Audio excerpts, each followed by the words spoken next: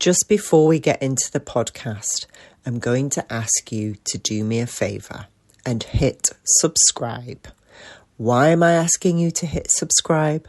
Well, it's because more people like you will get to hear the content and they will then be able to build their coaching business just like you.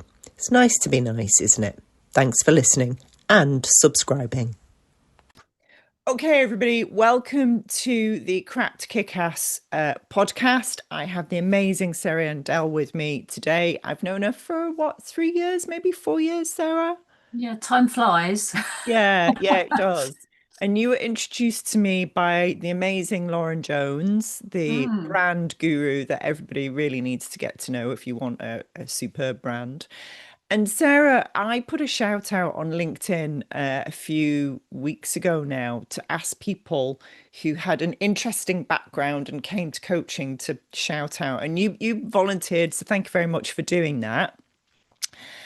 And you started life in travel. I did, yes. Tell me about the early days. Oh, the early days. Well, I actually started in hospitality, Okay. which obviously a lot of young people start in hospitality because it's the best way to earn some money to start with. But it's actually very educational hospitality because if you've got half a brain, you get thrown in and you're basically in charge of people from day one, which is what happened with me. So, yeah, I was kind of leading people quite early on in my career. Right. And then I got a brilliant opportunity when I got a position at a company called STA Travel, who you may remember. I do. They were a student travel company. Unfortunately, went into liquidation during COVID. Oh, And obviously travel, yeah, that's another story, but travel kind of came to a bit of yeah. a halt. But in the early days, when I worked at STA Travel, I was brought in to set up a new business unit, and they were doing flight only at the time for their market of students. So it was very much around the world flights. And the marketing director who brought me in, he had a bit of a brainwave because he thought, well, these students actually, who's the client here? The client is the parent of the student. And Yes. what the parent of the student actually wanted is to know where their darling child was when they arrived in Bangkok or Hong Kong. And this was this was Yeah. 1995. No mobile phones, No, pretty no, much no internet. no, no. So I was brought in and I was sat outside the CEO's office with literally a desk and a chair. Didn't even have a computer at that time. And yeah, I was tasked with setting up a business unit to basically contract budget accommodation worldwide and put processes in place so they could then be sold to all of the international branches of STA worldwide. Wow, That what was an opportunity. coming from a hotel background. So I'd worked in sales, so having been in hospitality hotels, I worked in sales. So I was selling to the leisure market at that Yeah, point. So this was kind of going from selling to buying, right. which was when I came to the realization that selling and buying are exactly the same thing. I thought I thought buying would be so much easier than selling, but actually no. So Crikey. it was a massive challenge, and yeah, lots of very scary moments, a lot of stress, but also extremely, I mean, it was an amazing opportunity. I traveled all over the world, met Yeah, some amazing people and learnt so much, yeah, so much. yeah. I bet you did. Wow, what a great foundation to have in the early days of your career. Yeah. And you, I think, if memory serves me correctly, you became a travel counselor and I think that's a franchise, is that right? Yeah, that was relatively recently. Prior to that, Okay. I set up, well, I co-founded a business with somebody who I'd met through STA Travel, Okay. and he was a rail geek, train Right. geek. So we got together because I basically I knew all about the hotel side of it, and he knew loads about trains. So we set up a specialist train operating company, tour Ah, operator. Right. So Okay. yeah, that's what I did after I left STI, I did an MBA full time. Right. Okay. I was like, what do I do next? Because it was such a difficult act to follow, but I'd kind of made myself redundant because I built a team. Because I was middle management in the end, there wasn't really Mm, anywhere else to go for me. So, because brought an operations manager in. So, right. yeah, I took a year out, did all the strategic stuff. And then, yeah, this guy came to me with this idea, and I thought, okay, let's give it a go. So, I did all the kind of strategy, financial planning around it. We launched it in 2003. It grew to 500,000 in the first year. Wow. That's incredible growth. Yeah, Wow. it was exciting, scary, all those things. Yeah. And then we eventually got to 8 million turnover Wow. with the business. So, yeah, another roller coaster ride of learning from your mistakes. Yeah. Yeah. That's a phenomenal period of growth. You must have, what was it that led to that growth? Answer that question first, and then I've got another question. As a coach, I need to just ask one question at a time, Sarah. So, yeah, what led to that phenomenal growth? Well, a lot of it's to do with luck and timing in business, Okay. in my Okay. view. So this was still quite early days of digital marketing. Mm. And when I did the original business planning, I was like, yeah, it's a great idea, but how are we going to market it? Because Mm. this was banner ads at the time. Remember Okay. those? Yeah, I remember Um, those. but when we launched, it was sort of shortly after Google had introduced PPC, pay-per-click advertising. Ah, And okay. that was for us luck and timing because Right. it was really easy to advertise on that. I just put in, oh, experiment, let's put short breaks to Paris on Eurostar, which was what we first sold. Okay. And immediately we got the phone started ringing Right. and it went Wow. from there. So yeah, we Eurostar hadn't been around that long either. So we Okay. were new to the market. No one else was in our space. I mean, Right. it's completely saturated now. Right. But at that time, no one was in that space offering short breaks to, cities that Eurostar did, and that's what we did. And we hammered it. Wow. So when you started it, did you have any idea of where you were going to take it? No, and as I said, with my MBA training, I did all Mm. the strategic planning, Mm. sort of best case, worst case scenarios, what would happen if this happened, that happened.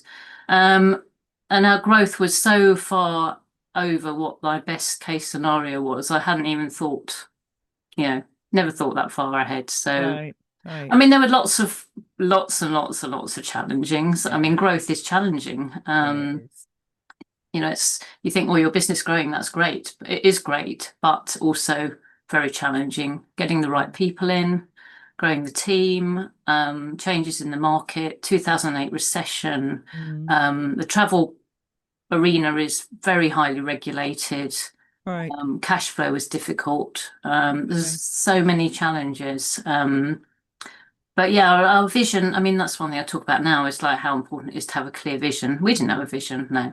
Yeah. I We love made it that. up as we went along. I love that honesty. Yeah. So now, which aspects, which particular aspects did you get wrong that you now take into your coaching practice for your clients?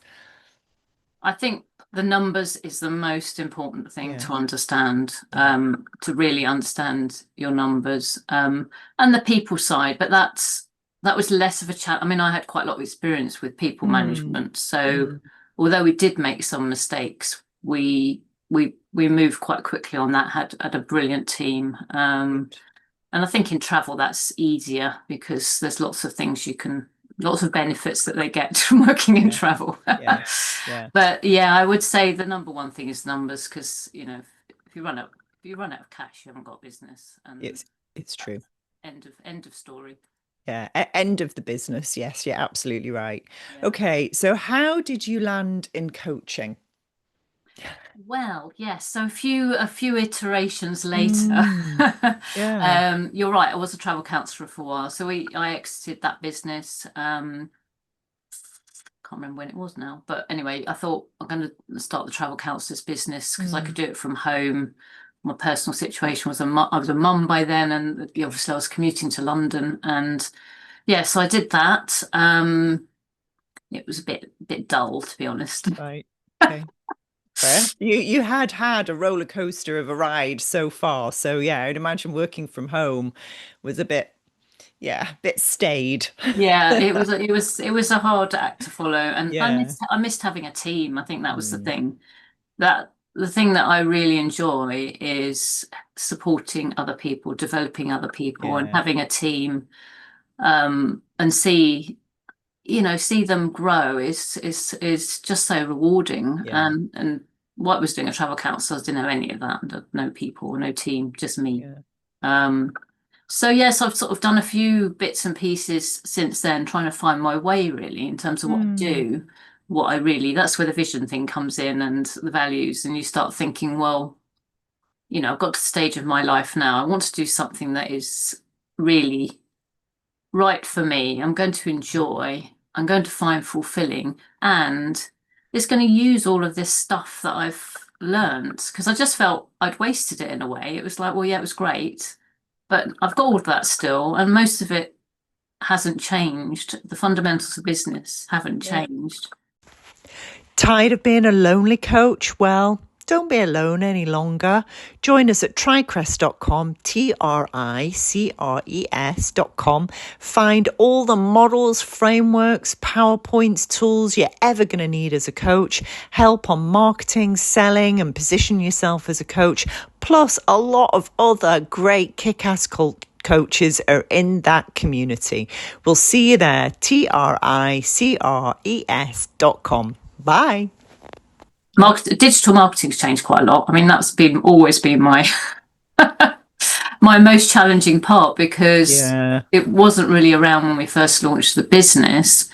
And then we got to the point where we brought in a leadership team. So we had a marketing person, we had a PR expert, we had a digital marketing expert. I wasn't involved in that kind of detail. So yeah, that was the sort of biggest challenge. But yeah, helping people is my biggest motivator, seeing them shine and helping small businesses. That's like two in one, really. It's, seeing them to be able to create a business that's sustainable, that they love, and help them to get that to that point. Yeah, it's the best job in the world, really. It is. I think so. Yeah, I think so. Mm, I want to encourage the other coaches who are listening to this, and highlight the fact that you tried a few things mm. before you came to coaching. And a lot of coaches go, right, I'm going to do this now.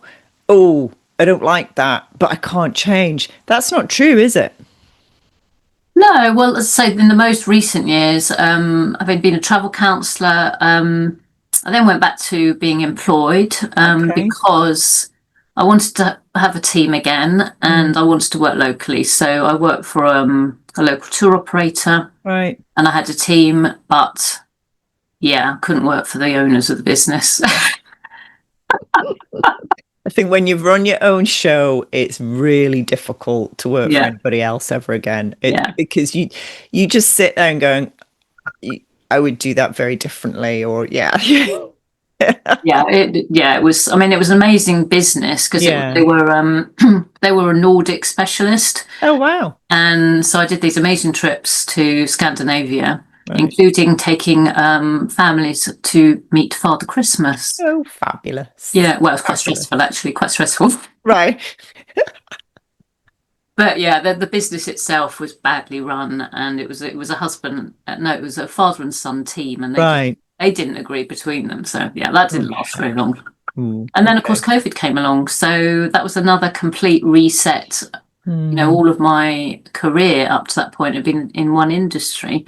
Yeah. So, yeah, that was a big major reset. So I did a lot of research. And that's when I sort of came across the idea of the franchising, because I'd done travel counsellors as a franchise. Yeah. And then I discovered Get Ahead, which is obviously how I met Lauren, and you Yeah. can Get Ahead's a virtual outsourcing agency. Yeah. And yeah, I just thought this would be something that I could use my skill set, be my own business, but it's something different that I can start from scratch and get support to do it. So, Yeah. and I still run that as well alongside my coaching business. Yeah. I noticed that. So you're juggling a few things. So you're running that, which is great, and I'm guessing that gives you a really nice base income. mm, And you're also a mentor for, is it the King's Yeah, Trust? King's Trust. Yeah. Yeah, and I'm assuming that's a voluntary position. Is Yeah. that with young people?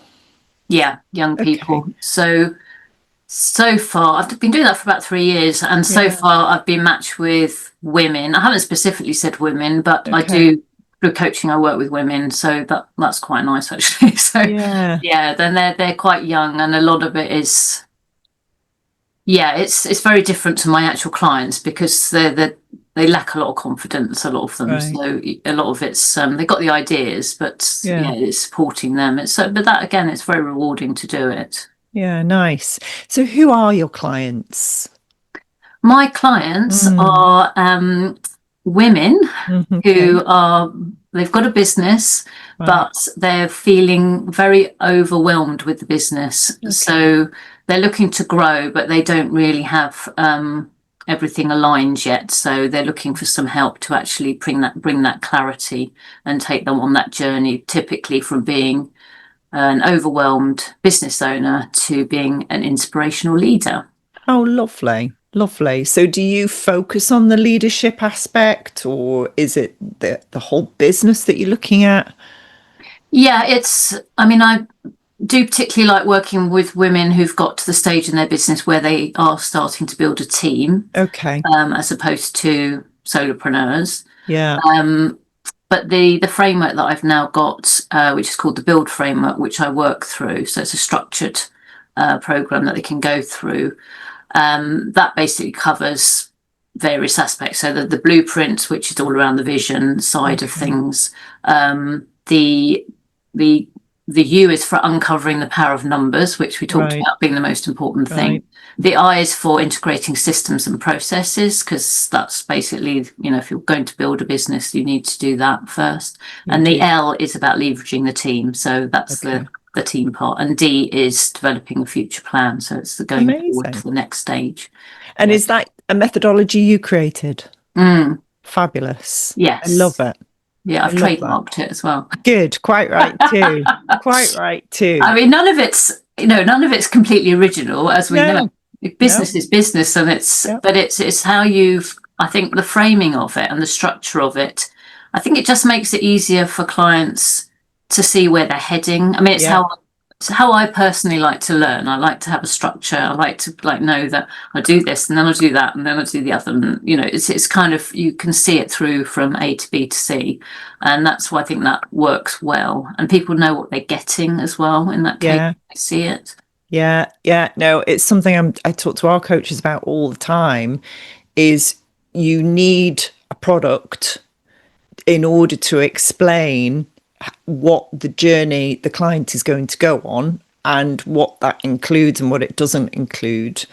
And the only way to do that is create models and frameworks because it's coaching. There are no widgets involved, and you're the service, but you have to have a product. And that's why so many coaches come to us because we give them the product and Mm. teach them how to use it. So are you going to train other people in your methodology?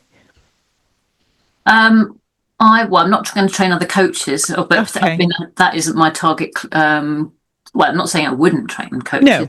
but that's not my that's not my target client. I would. The thing is, my background in travel is a strange one because it's kind of Mm, product and service at the yeah. same time. Yeah. And I do quite like product businesses. It's interesting what you say about productizing a service business Mm. because there was a book I was going to mention actually as Oh, that. yeah.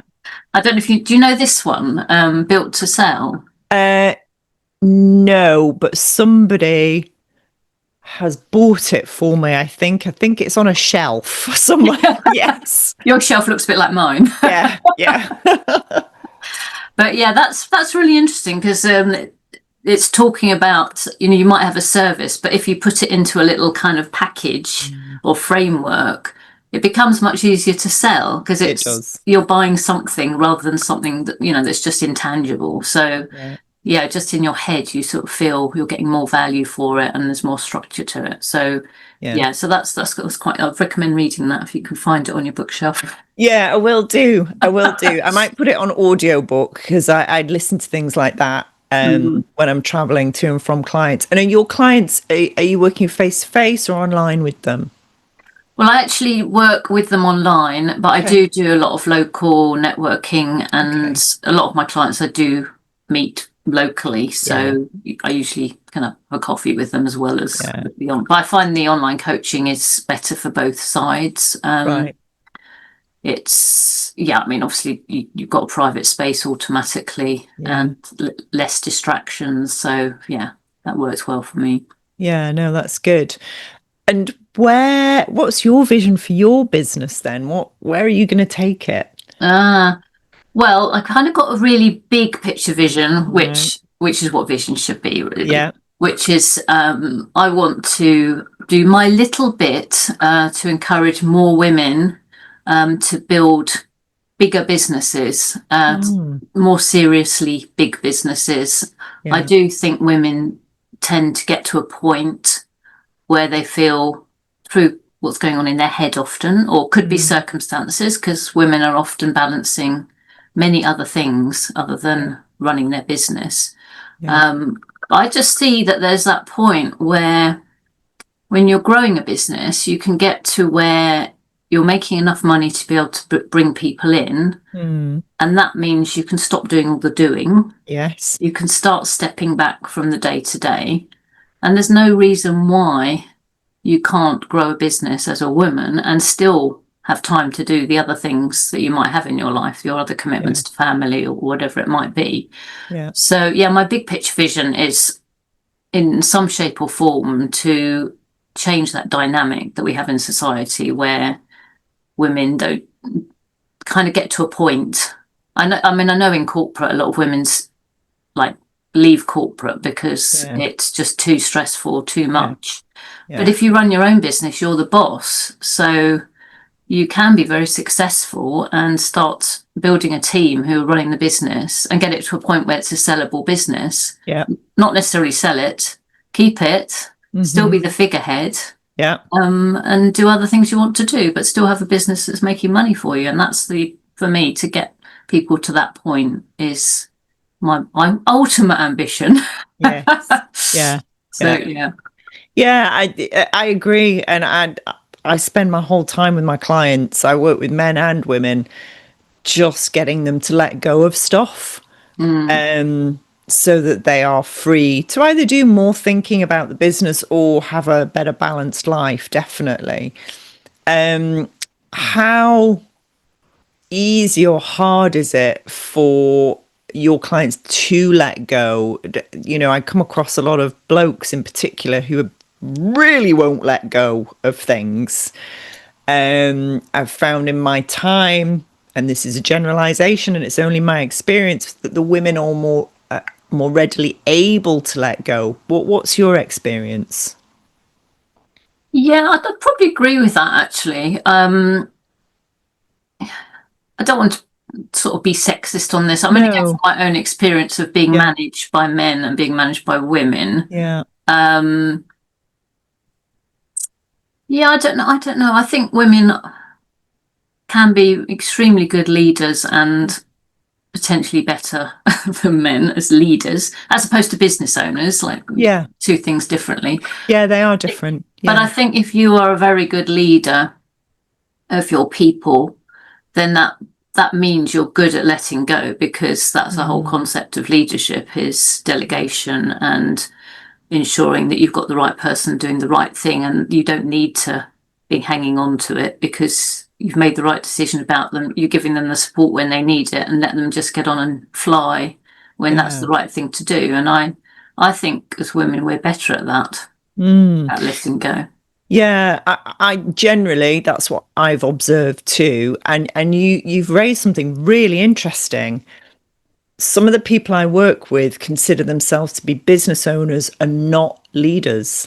Mm, Um, that's really interesting.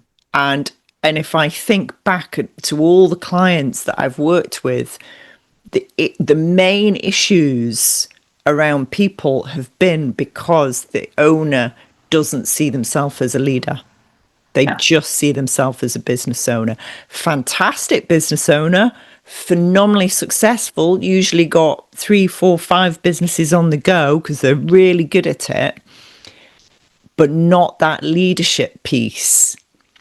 That's, I think, thank you for putting that into a nutshell, and you've articulated it beautifully. And I do observe that the women I've worked with are much better at going, yeah, I'm a leader of this. I'm not just a business owner. How interesting.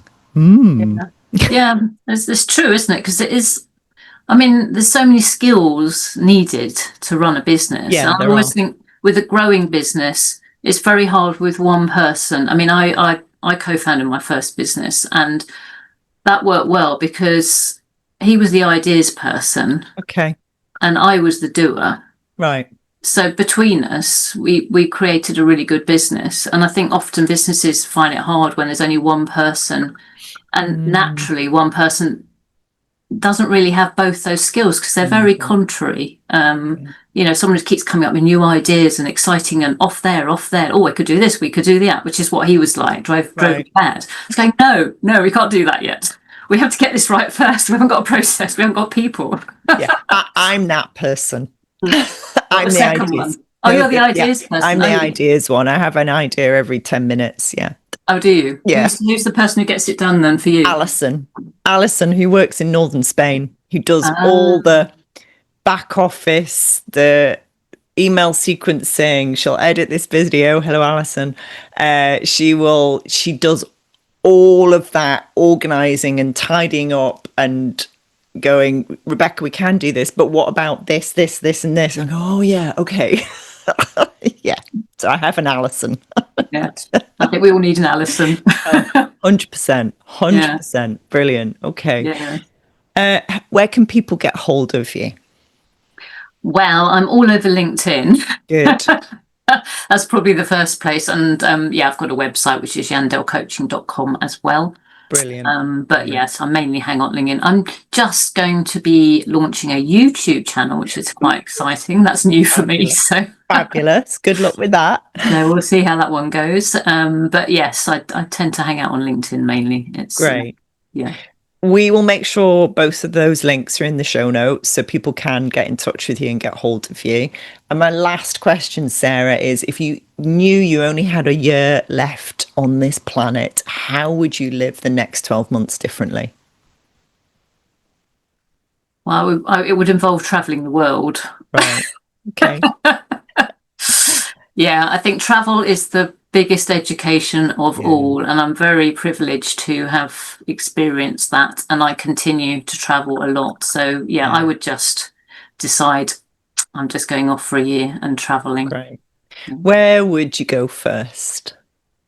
That's already on the agenda. I'm going to Japan. Oh wow, amazing. Yeah, been to Japan before. I went for work. I went to Tokyo when I was working at STA Travel. And I've always wanted to go back, so it's on the agenda. Fabulous. When are you going there? Well, it's going to be another year still. Right. Okay. Bit of saving up involved, but it's quite pricey to get to the other side of the world. We want to do it properly. I was thinking, I'm more these days when it comes to traveling.